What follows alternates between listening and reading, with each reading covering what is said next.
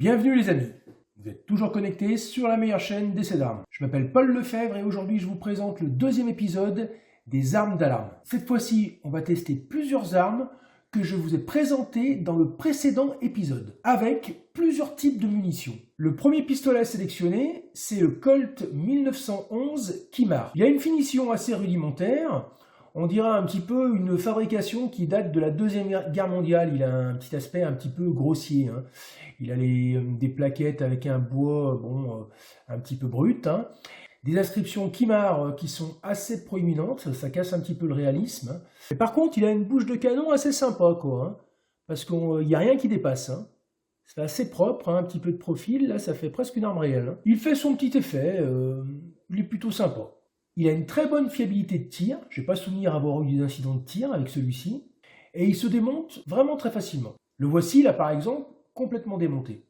On va ensuite tester le Colt 1911, mais cette fois-ci du Marex. C'est une version avec une finition un petit peu argent. Alors la finition, cette fois-ci, elle est vraiment parfaite, ça fait très haut de gamme. Par contre, il a une bouche de canon dégueulasse, il a une grosse merde en plein milieu, Au niveau du démontage, il se démonte exactement pareil que le Kimar et c'est vraiment très facile à démonter. Ensuite, on testera le Beretta 92 Kimar, très jolie finition. De plus, les proportions sont parfaites. Au niveau proportions, il ressemble vraiment au vrai, il n'y a rien à redire. C'est l'un de mes plus anciens d'ailleurs, celui-ci doit dater aux alentours de 95. Alors la fiabilité, c'est du Beretta, 92, c'est large fenêtre d'éjection, c'est inenrayable, jamais vu enrayer, pourtant j'ai quand même pas mal tiré avec. Très très facile à démonter. Et il se démonte comme le vrai. On testera ensuite un deuxième Beretta 92, c'est le École. C'est l'une des très rares armes d'alarme disponibles sur le marché en full auto. Pour ceux qui n'ont pas vu la vidéo, j'ai fait un test complet qui est disponible sur la chaîne. La fonction full auto ne sera pas utilisée dans ce test, il n'y a pas beaucoup d'intérêt. Celui-ci est beaucoup moins bien reproduit que le Beretta 92 Kimar. De par ses proportions, mais aussi ses inscriptions qui sont moins réalistes. Le démontage est aussi très facile, il se démonte à peu près comme le Kimar, c'est-à-dire comme le vrai.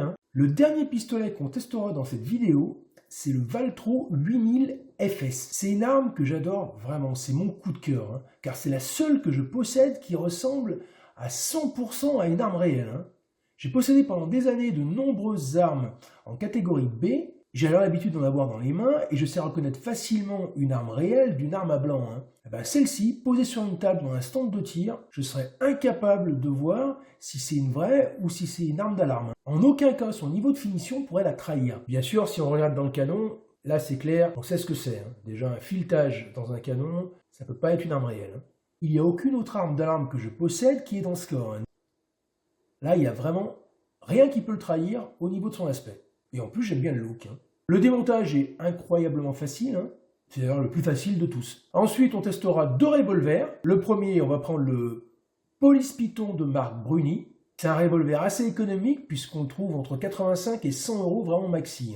Mais on en a pour son argent. C'est une finition vraiment brute. Aussi bien au niveau mécanique qu'au niveau de l'aspect. Mais c'est aussi un revolver qui a un entrefer vraiment énorme. C'est d'ailleurs pour ça que je l'ai acheté. C'est celui qui a l'entrefer le plus important qui m'a été donné de posséder. Et je voulais vraiment voir l'incidence que ça pouvait avoir pendant les tests. Par contre, au niveau des montages, il n'y a rien à faire. Parce qu'on a un revolver, on sort le barillet, on le rentre, tac, c'est fini. Le canon est plutôt pas mal, puisque la pièce qui est enfoncée dedans est enfoncée de manière très profonde. L'autre revolver qu'on va prendre, c'est le ROM RG89. Alors celui-ci, c'est plutôt l'inverse du Police Python. C'est plutôt une finition haut de gamme. Un beau moulage, une belle teinte. Il est vraiment très bien fini. Et encore en parfaite opposition avec le Police Python, il a un entrefer, l'un des plus petits du marché, parce qu'il a seulement 0,4 mm contre 2,6 pour le Python. Donc il a un entrefer vraiment réduit. Mais je pense qu'on pourra quand même voir une bonne différence au niveau des performances par rapport à cet entrefer réduit. On va voir ça dans le test. Voici donc l'ensemble des armes d'alarme qu'on va tester. Alors au niveau des munitions, on va tester les Max Tech, la version PAK. On va tester les Titans, toujours en PAK. On testera aussi ces fameuses Greco, le Super Flash, pour voir vraiment ce que ça peut donner par rapport aux autres, les classiques, qui ne sont pas Super Flash. Est-ce qu'elles ont la même puissance? Elles sont plus puissantes?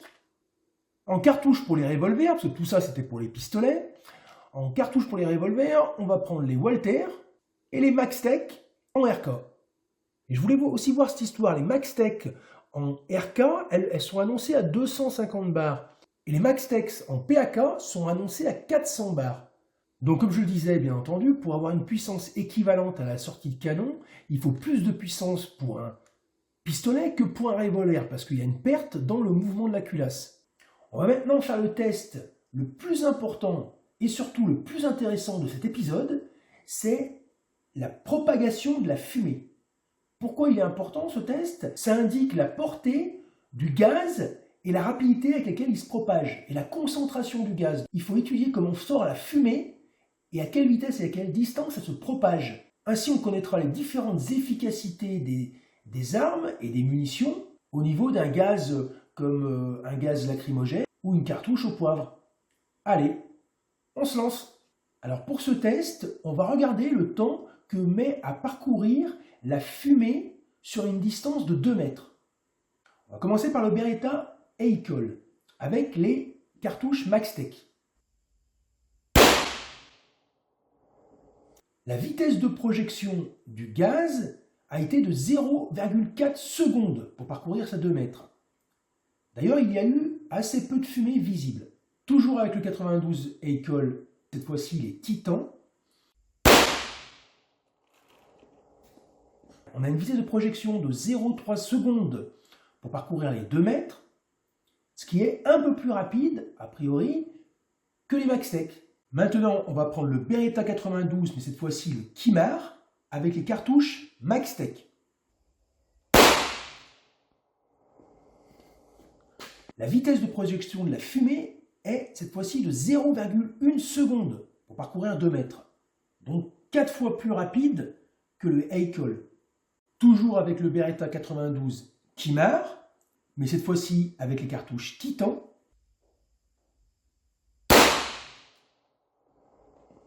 On a une vitesse de projection du gaz de 0,3 secondes pour parcourir 2 mètres. Donc du coup, exactement pareil que le Eikol. On va prendre maintenant le Colt 1911 Kimar avec les Maxtech.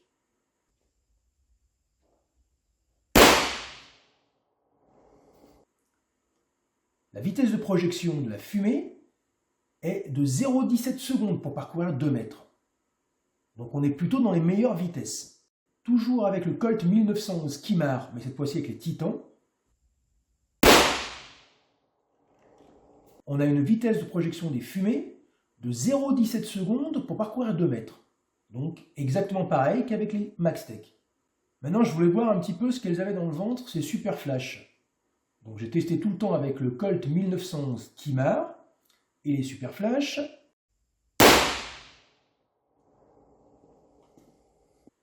On observe beaucoup de fumée. La vitesse est plutôt honorable puisqu'elle est de 0,18 secondes pour parcourir les 2 mètres, mais il y a beaucoup plus de fumée qu'avec les autres. Maintenant on prend le Colt 1911, cette fois-ci de marque Umarex, avec les Maxtech. La vitesse de projection de la fumée pour 2 mètres est de 0,14 secondes. Toujours avec le Colt 1911 du Marex, cette fois-ci avec les Titans. La vitesse de projection de la fumée est de 0,16 secondes. Donc on va dire à quelque chose près exactement pareil qu'avec les Maxtech. On va prendre le Valtro 8000 FS avec les Maxtech. On a une vitesse de projection de la fumée de 0,1 seconde. Toujours avec le Valtro 8000, mais cette fois-ci avec les Titans. On a une vitesse de projection de la fumée de 0,2 secondes sur 2 mètres. Maintenant, si on fait une petite synthèse entre les Maxtech et les Titans, a priori, le Beretta 92 Eikol est un petit peu en dessous des autres au niveau de la vitesse de projection des gaz. Mais pour différencier les deux munitions sur l'ensemble des pistolets, on va dire qu'un coup c'est les Maxtech qui sont un peu plus rapides, un coup c'est les Titans, mais ça se tient dans un mouchoir. Je pense qu'on est à peu près dans la marge d'erreur. parce que les fumées ne se propagent pas peut-être toujours exactement de la même manière. Mais globalement, avec les pistolets, on peut dire qu'on se trouve généralement en dessous de 0,2 secondes. On va voir ce que sont capables de faire les revolvers. On passe au test de propagation de gaz avec les revolvers. On va commencer par le Python avec les MaxTech.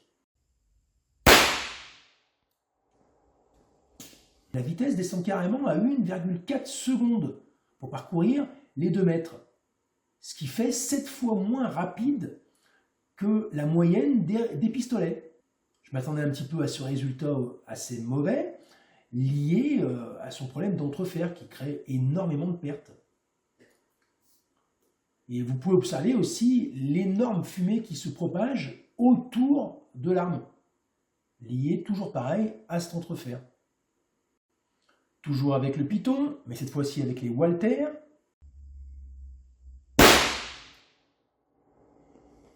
La vitesse de projection est cette fois-ci à 0,8.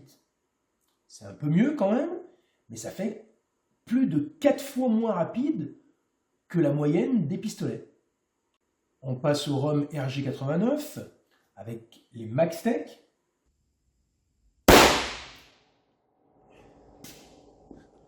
On a une vitesse de projection de 0,3 secondes, ce qui est vraiment beaucoup mieux que le Python et légèrement au-dessus de la moyenne des pistolets. C'est plutôt pas mal donc du coup. Mais on voit toujours pareil, beaucoup plus de fumée qu'avec les pistolets. Toujours avec le ROM RG89, mais cette fois-ci avec les Walther.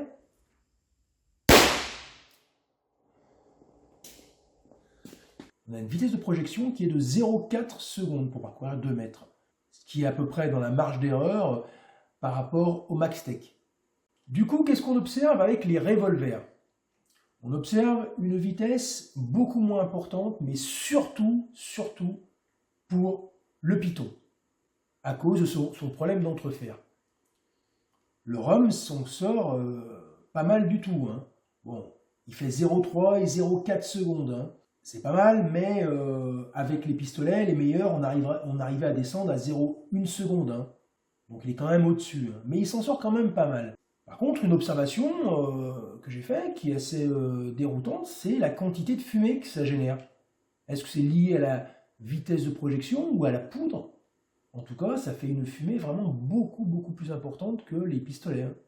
Maintenant, on va faire un autre test qui est assez intéressant aussi, c'est d'observer la flamme qui sort du canon et la décomposition de la fumée au ralenti. Je dois avouer que j'ai pas mal bataillé, pas mal bossé pour arriver à capter cette flamme, parce que cette flamme, c'est vraiment comme un flash. J'ai été obligé de mettre un éclairage particulier et de me régler en minimum 60 images par seconde pour arriver à capter cette flamme. Je ne suis pas mécontent, je suis arrivé à des résultats assez sympas. Allez, c'est parti. On va commencer par le Beretta 92 Eicol avec les MaxTech. On a une flamme de 44 cm, ce qui est assez joli.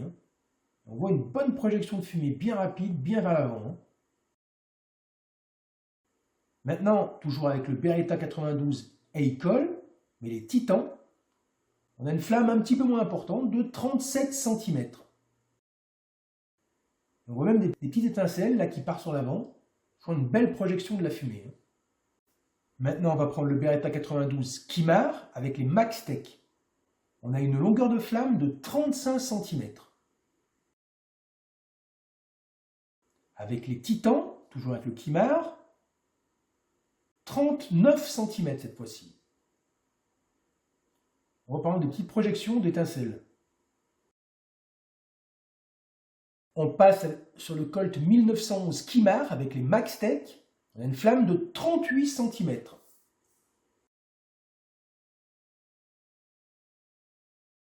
Toujours avec le Colt 1911 Kimar, mais avec les Titans, on a une flamme cette fois-ci de 44 cm, l'une des plus grosses.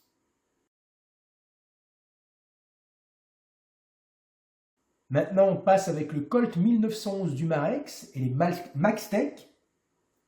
On a une flamme seulement de 12 cm, avec beaucoup d'étincelles qui sortent par le dessus, et de la fumée qui est un petit peu concentrée autour de l'arme, ce qui vient apparemment de son canon un petit peu trop bouché, je pense. Toujours avec le Colt 1911 Umarex, mais les titans. La flamme 22 cm, un peu meilleure. On passe sur le Valtro avec les Maxtech. La flamme est de 46 cm, le record pour l'instant.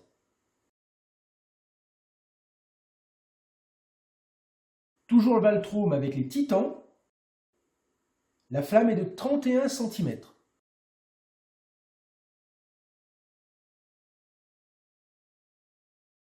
Alors la synthèse au niveau des flammes, il y a le Eikol et le Valtro qui ont fait mieux avec la Maxtech qu'avec la Titan.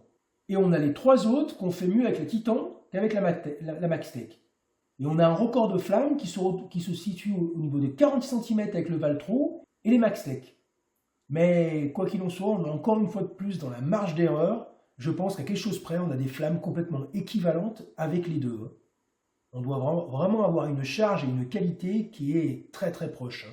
Il faut savoir que les flammes, elles sont tellement rapides, c'est tellement un flash, que généralement sur les pistolets, j'ai réussi à en capter qu'une seule. C'est-à-dire qu'on avait soit zéro, soit une flamme. Donc c'est pour ça que les résultats sont quand même assez significatifs en vidéo. En conclusion, si on se réfère aux flammes, sur l'ensemble des tirs et sur l'ensemble des pistolets, je pense qu'on peut conclure, on est à peu près sur les mêmes qualités, sur les mêmes performances pour les deux.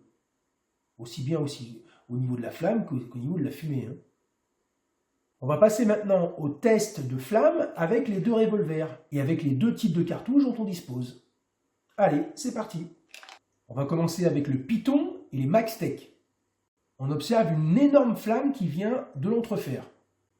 L'arme explose littéralement. On a une flamme quand même de 34 cm. On voit énormément de fumée partir vers l'arrière. C'est impressionnant. Toujours avec le Python, mais cette fois-ci les Walther. Là, ça part comme un flash. L'arme s'éclaire complètement. Là, c'est impressionnant, les étincelles qui partent vers l'arrière. Et la fumée, donc 40 cm la flamme. Et la fumée qui part dans tous les sens. On passe maintenant au Rhum avec les Maxtech. La flamme est de 42 cm. On sent beaucoup moins de flamme au niveau de l'entrefer. Et par contre, ça fait une flamme assez longue avec des petites flammes qui continuent derrière. La fumée est beaucoup mieux guidée aussi. Toujours avec le Rhum, mais cette fois-ci avec les Walther. La flamme de 42 cm. On sent une flamme bien vive. Des bonnes projections d'étincelles. Toujours pareil, la fumée qui revient pas trop vers le tireur. Pour la conclusion, au niveau des revolvers, alors on a le Python déjà, bon voilà, c'est le mauvais élève, ça se voit. Donc l'arme est complètement illuminée par le flash qui vient de l'entrefer. Ça c'était quand même assez à prévoir. Et surtout on voit bien le gaz qui se propage vraiment beaucoup vers le tireur. À cause de cet entrefer qui part, le gaz part beaucoup vers l'arrière quand même. Il y en a plus qui part vers l'avant que vers l'arrière, bien entendu, mais il y en a quand même beaucoup qui part vers l'arrière. Donc je déconseille d'utiliser des munitions au gaz avec ce Python. Pour le Rhum, le RG89, il s'en sort quand même pas mal. Il n'y a pas une si grosse différence de flamme entre le Python et le RG89, 34 et 40 cm avec le Python et 42 cm avec le Rhum, mais la flamme est beaucoup plus concentrée vers l'avant. Et surtout, au niveau de la fumée, il y a assez peu de fumée qui reste autour de la main ou qui encore même carrément pas, qui part vers le tireur.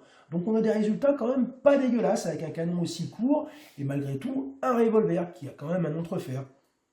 Donc je suis quand même très satisfait des résultats et assez surpris, assez agréablement surpris des résultats avec le Rhum RG89. Au sujet des munitions, on a vu que entre le Python et le Rhum, les deux munitions paraissaient fonctionner à peu près de manière équivalente, on va dire. Mais par contre, je dois dire que sur les Walther, j'ai eu beaucoup de munitions qui ont chiqué. Peut-être quasi une sur 5. Je vais vous montrer en vidéo ce que ça donnait. Voici les ratés que j'ai eus avec les Walther. On va prendre déjà le Python. Observez donc une explosion vers le barillet qui continue encore derrière, qui double, qui chic, ça part dans tous les sens.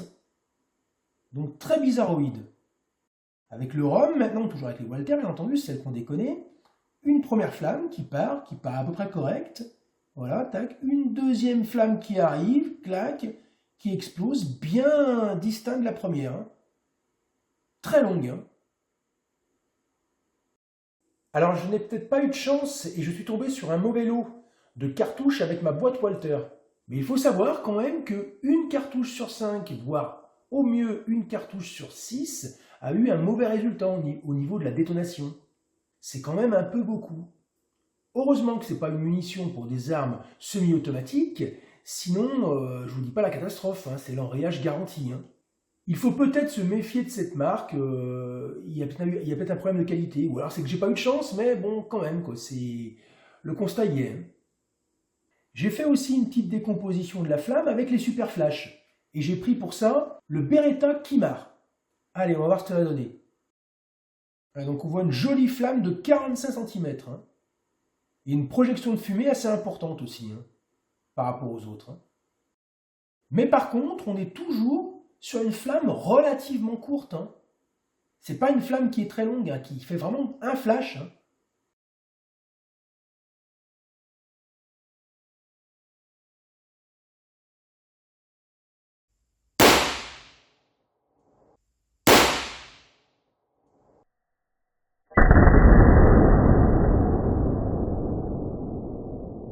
À 60 images par seconde, la caméra n'a pas été capable de prendre 2 images de la flamme, pour dire à quel point elles sont courtes et rapides. Petit rappel, avec la Super Flash et le Colt 1911 Kimar, à vitesse normale, à l'œil nu, le flash était tellement court qu'il n'était pas vraiment perceptible. De plus, il est censé éblouir l'agresseur. Pour moi, je pense que c'est une belle connerie, car tous les coups que j'ai tirés, ça ne m'a pas ébloui du tout, hein. Cette munition fonctionne très bien, mais je pense qu'elle n'a pas beaucoup d'intérêt, sachant qu'elle reste quand même assez chère, hein. Et à la base, c'est le principe du flash qui est intéressant.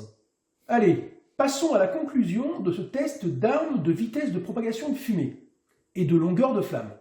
Déjà, à quoi ça peut servir? Comme je le disais au début de cette vidéo, c'est primordial car ça montre l'efficacité qu'aurait une cartouche avec un gaz neutralisant. Plus la vitesse de sortie de la fumée sera importante, et plus la portée de l'arme sera importante. Et moins le gaz sera sensible au vent et au courant d'air.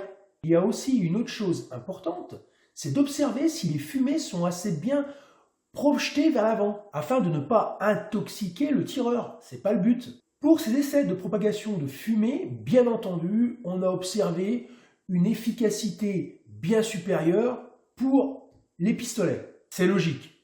Mais tous les pistolets ne sont pas tous équivalents. On voit par exemple le Colt 1911 Humarex avec des projections de fumée vers le tireur les plus importantes de tous les pistolets, à cause de son canon super bouché. Et au niveau de la propagation de fumée, on voit le Beretta 92 Eikol qui s'en sert légèrement moins bien que les autres. Sinon, tous les autres pistolets sont à peu près dans un mouchoir, hein, en dessous de 0,2 secondes pour parcourir 2 mètres. Pour la longueur de la flamme, c'était un petit peu pour le fun aussi, mais c'était aussi pour donner une idée des différentes charges qu'il y a dans les cartouches. Et là, on peut observer que pour les cartouches PAK, cartouches pour pistolet, les Mastec et les Titans, les charges semblent sensiblement identiques, puisqu'aucune des deux cartouches se détache au niveau des résultats, par rapport à la vitesse de la fumée et par rapport à la flamme. Pareil pour les cartouches RK, cartouches pour revolver, les Maxtec et les Walter, les charges semblent aussi assez identiques, même si pour les Walter, il y a eu beaucoup de cartouches qui ont merdé. En fait, peut-être que toutes les cartouches du marché répondent à des normes au niveau des quantités de poudre, et qu'ils mettent toujours la même quantité de poudre, quelle que soit la marque, dans la cartouche. Sinon, au niveau du comparatif, entre pistolet et revolver, il n'y a pas photo, les pistolets s'en sortent beaucoup mieux. La plupart des pistolets ont réussi à atteindre une vitesse de fumée en dessous des 0,2 secondes, voire même carrément 0,1 seconde. Alors que pour les revolvers, celui qui a eu le meilleur résultat est bien entendu le ROM, mais il atteint seulement au mieux une vitesse de 0,3 secondes, ce qui fait 3 fois moins rapide que les meilleures vitesses des pistolets. Mais quand même aussi rapide que les vitesses les plus lentes des pistolets. Donc le ROM est moins efficace que les pistolets, mais pas carrément à la ramasse. Il s'en sort plutôt pas trop mal. Pour la fumée aussi, il s'en sort assez bien. Même s'il projette un petit peu autour de la main, c'est pas catastrophique, il n'y a rien qui part vraiment vers l'arrière. Pour le Python, lui, c'est le mauvais élève. C'est carrément 14 fois plus lent que les meilleurs résultats des pistolets. Même la meilleure vitesse mesurée, on est quand même à 8 fois plus lent. De plus, au niveau des retours de fumée vers le tireur, c'est une catastrophe. Ça envoie un maximum de fumée vers le tireur. C'est alors hautement déconseillé d'utiliser des munitions avec un gaz neutralisant avec ce Python. Je m'attendais à ce type de résultat par rapport à ce putain d'entrefer de sa mère. Si vous choisissez un revolver, faites bien attention d'en choisir un avec un entrefer minimum, car c'est très important pour l'efficacité, comme on l'a vu. Ça, ce sera dans les prochains épisodes. Grâce à ce test, maintenant vous en savez quand même un peu mieux sur ce matériel-là, les pistolets et les revolvers d'alarme, mais il faudra pousser les tests un peu plus loin dans les prochains épisodes, surtout avec le lanceur, pour vraiment avoir une vision complète et exhaustive de ce matériel. Vous avez pu vous faire aussi une petite idée sur la qualité des différentes munitions que j'ai testées, mais pareil, on en saura beaucoup plus dans les prochains épisodes. J'espère que cette vidéo vous a plu, j'ai passé un temps indécent dessus, et une quantité de munitions de malade mental. Au moment où je vous parle, les prochains épisodes sont presque finalisés, donc ils vont bientôt sortir, vous aurez un petit peu moins à attendre cette fois-ci avant de voir la suite. Quant à moi, je vous remercie énormément d'avoir suivi cette vidéo et je vous dis à bientôt. Allez, salut!